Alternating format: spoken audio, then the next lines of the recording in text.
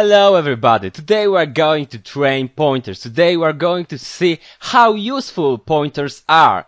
Okay, so we will start this lesson from example like that. When I have a variable, for example int a, and I will assign to that variable value 10, and I want to change value under the address here, so in this variable, in another function, I have to use the reference or pointers.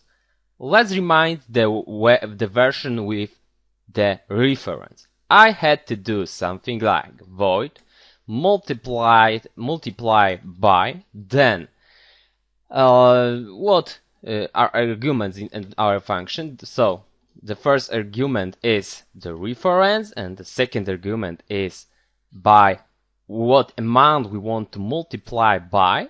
Then after creating the prototype of function, so after declaration of function, we should create a definition of function, so the body of it. And now here we have the variable that we want to multiply by something, and here is the amount that we want to multiply by that guy. Because this is a reference, it looks like the definition and initialization looks like that, equals here the 8, and now the var is just the nickname for a, right? And because of that, now when I, for example, do something like that, I am changing the value also here, right? So now when I send to the output a, after of course changing it by that function here, for example, let's multiply 10 by 5, we should see here as a result, oops, of course a, we should see as a result 15. Okay, everything works fine. What about if I wanted to do that thing by using the pointers? It would look like that. Here I am taking the pointer right now. Of course, here I'm changing it also. And now I should use here that asterisk, right? Because a pointer is what?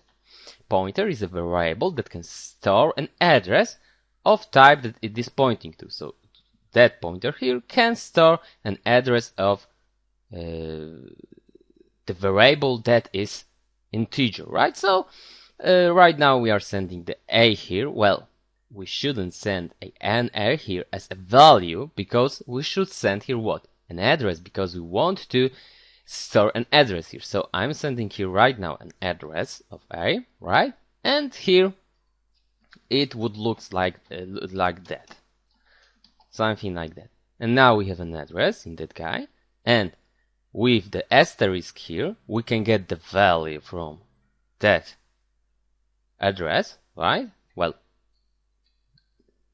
let's maybe do it that way. It will look a bit easier, right? And now let's see, it's working.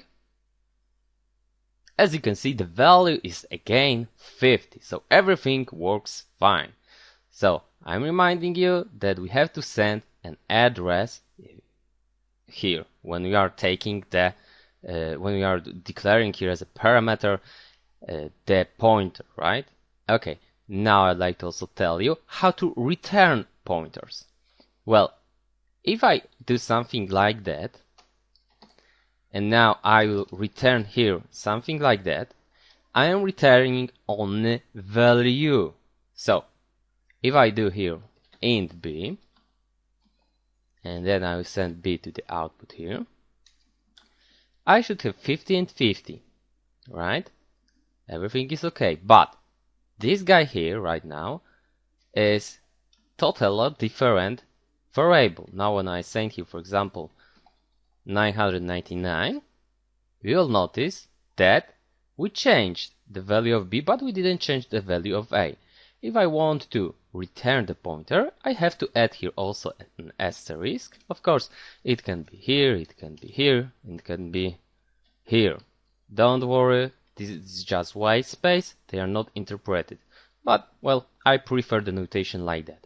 And now, look, I won't be able to compile it because here we should return what? A pointer. So we are returning a pointer and we are trying to assign it to the guy that can store pointers. Right now, when I change it to the asterisk here, I can store it easily. And of course, now we should change the value that way. And we should also return a pointer. So we're not returning a value, but the address, right? And now let's see. As you can see, of course, here like that. As you can see, now I change the value here and also here. Okay, so that's how you can return a pointer. Okay, that thing. If we could only do that things with pointers, you wouldn't be happy now because you would be like, hey, I lost lots of time. I could do that things almost with reference, right? Almost everything like that. Yes, but look, right now, because of pointers, we can send to functions arrays. Before we couldn't do that because arrays always are in our memory stored that way that they are next to each other, right? And because of pointers, because they are storing address, the first address of first element in an array, we can jump one by one element, right? Because they are next to each other. And we can just send the first guy and then we can jump to the next guy, and I'm sure that this will be my value in an array somewhere, right? Okay, so let's create an array. So int array, and let's make size here 10. Let's assign here 0 at the beginning, or maybe we don't need to do it that way. Let's just assign value to all of the guys here. So let's do something like that. Array of I equals, and let's assign just I here, and let's send to the output so you can see how does it look like right now. And let's compile it, and as you can see, so we have 0, 1, 2 to 9. We can send it that way so it will be easier to read later and debug our program, right? So to check if there are any bugs. As you can see now, everything is working fine. Okay, and well, let's create a function that will be able to change, well, that will multiply our array by some kind of value. So multiply by multiply array by, and here, for example, I will create two parameters, int, and now it will be the pointer here, right? We'll send an array here because name of array, so that guy here, array, is really a pointer, right? So we can send it here like that.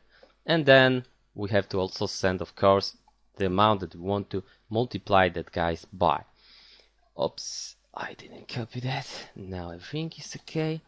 So let's name that guys array, and here I will type amount. Okay, so well, we want to multiply that guys. I would like to also add, you can send arrays that way also. That way is okay too. So you can send array that way. Well, let's do that. For example, multiply array by, let's send the array, and then for example by 5, right? As you can see, everything is working, and we can do it, of course, that way. So both ways are okay. Okay, and now how to change values. So for example, let's create a loop when I is lower than 10, then I plus plus, and then we should just do array of I equals array of I multiplied by amount, right? And now we can send it to the output. Let's comment that guy here, and we should just see everything multiplied by 5 in that array. So everything works fine. As you can see, now we can send easily arrays to functions. But hey, you might be like, oh, why are you typing the 10 here? Isn't it too easy? Yes, it's really too easy right now, and it is very bad idea to do that way. Because I can change it right now here to, for example, 60, and well, I will have to change here and here that amount. And well, I could do it as a constant. This is a good idea, but it's not still the best idea, because for example, what about situations when we are dynamically creating arrays? Then we should check the size of arrays. For example, how to check the size of that array here. Let's send to the output something like cout size of and then name of array. Let's make a few let's just comment that here, and what we'll see, billionaire. As you can see, it's 240. Why is it so? Well, let's make it a bit lower value. For 10 it is 40, because 10 multiplied by 4 is 40. So this function is returning us how many bytes are stored in memory for an array like that. When I do something like size of integer, you'll notice that now here is 4. So this is giving us the size of integer. When I do something like that, it will give us the size of one of element in that array. I think this version is the best, because we might also change this guy to double later, and then here also it will change other things. You have to, of course, change also function, but well, you know what. Okay, so this is really better idea to use something like that here. And now we can, of course, do also something like that. Size of our array divided by the size of type that is right now here will just give us the size of array. So it is 10, right? And now we can just use it. Now we can just change it here, and it will work fine, as you can see. But there is a problem. When I do something like it here, so when I check the size of the pointer, not an array, here is a pointer. Here we have an array that was created by us, and here we can check the size like that way. But here, look what will be what value we will see. It is 4, as you can see, so it's wrong. Because of that, unluckily, in C++, we have to send the size of array to the function. So we have to send it here that way. And now,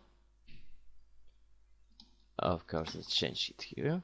We can, of course, make it that way also. And now, let's see if it's working.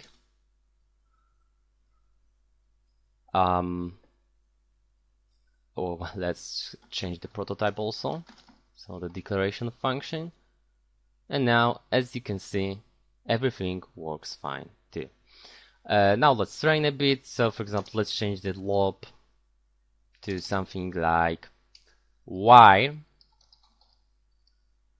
the size of array minus minus. So until we see here the 0, please execute the instruction below. size of array, amount. Let's see if it's working. As you can see, it works too. Okay, and now how it works? Well, we are sending the size of array here, so 10. So we have in size of array 10, and then here is a post the decrementation. So we are decrementing it after checking the condition. So if 10 it is true, then we are decreasing it to now, and we are changing the value that is under the array of 9, and we are just multiplying it by that amount. So that's how it works, right? Until this guy here is just 0. Okay, I would like to also add now that you should notice that this guy here, right, that array, is being set that way, not that way that we are sending the address here. Because remember, if I did it that way here, I would send the address of a pointer, not the value that is stored in a pointer. I know that the pointer is also storing the address, but it is address of something else, right? It is not address of a pointer, but it is address of of something that under it we can find a value, right? For example, like that, okay? A value that is double, that is float, or something like that, for example. Okay, and so it means that we can send here it that way. So we are sending it here the first element. Everything will still works fine, and I'm telling you now that array of 0 equals the name of our array, right? Because it is really a pointer. Okay, that's all in that lesson. Thank you very much.